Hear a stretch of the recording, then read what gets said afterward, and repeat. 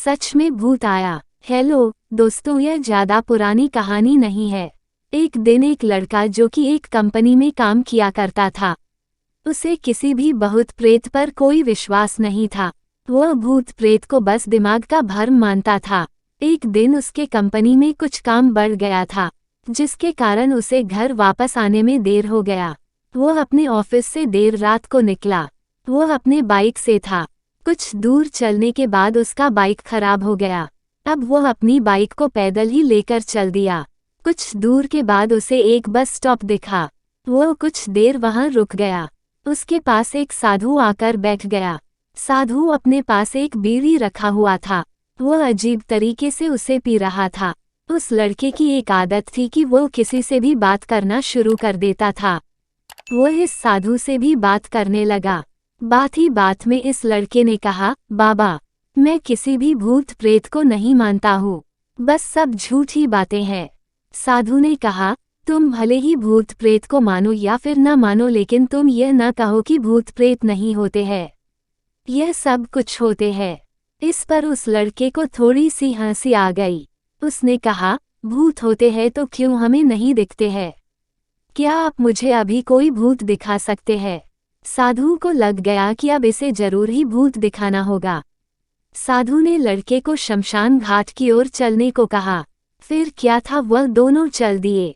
रास्ते में उस लड़के को थोड़ा डर लगने लगा, फिर भी वह अपने डर को कम करके आगे बढ़ते जा रहा था।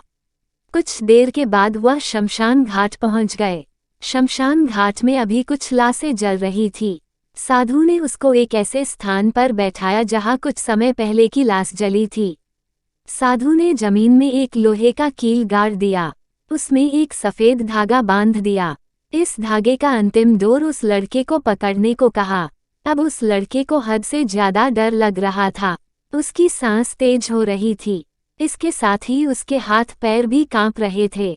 फिर भी उसने धागे को पकड़ लिया। साधु ने कुछ बतासा को 4 जगह पर रख दिया। सारे बतासे उस धागे की पास ही एक लाइन में रखे हुए थे। उसके बाद साधु ने लड़के को सावधान किया, अभी कुछ आत्मा इसको खाने को आएगी। जब तक वह इसको खाकर चले न जाए तब तक तुम अपने हाथ के धागे को मत छोड़ना। यदि तुम ऐसा करते हो तो तुम्हें नुकसान हो सकता है। फिर साधु से मंत्र पढ़ना शुरू कर दिया।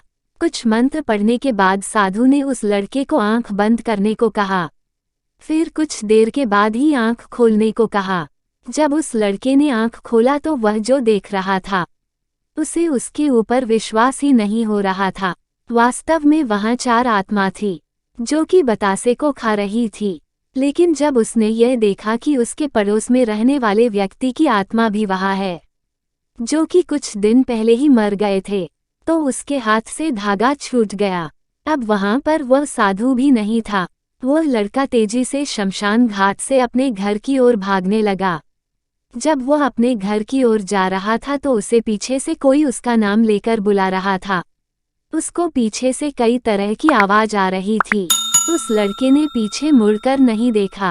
अपने घर जाने के बाद उसने यह सब कुछ अपने माता पिता से बताया। फिर वह अपने कमरे में सो गया। अगले दिन उसकी आंख उसी शमशान घाट में खुली और उसी स्थान पर जहां पर उसने आत्मा को देखा हुआ था। इसके बाद वह दिमागी तौर पर बीमार रहने लगा।